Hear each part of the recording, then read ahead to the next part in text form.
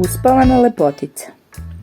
Da bi proslavili rođenje svoje kćeri, kralj i kraljica jedne daleke zemlje odlučili su da prirede veliki bal.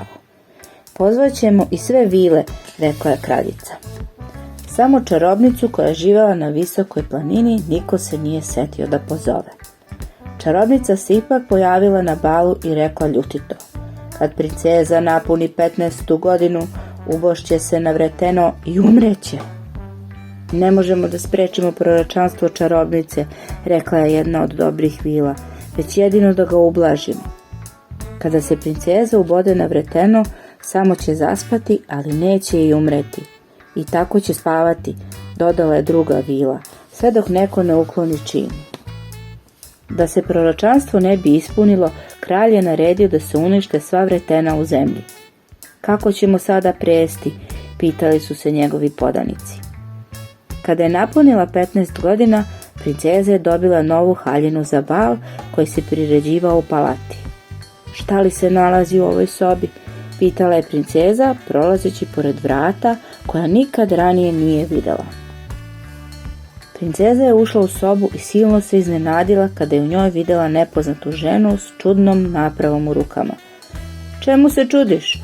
Pitala je nepoznata žena, u stvari čarobnica.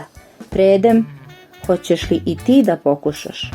Princeza je prihvatila ono što joj je čarobnica predložila, ali pošto nije umela da prede, ubala se na vreteno i pala na pod.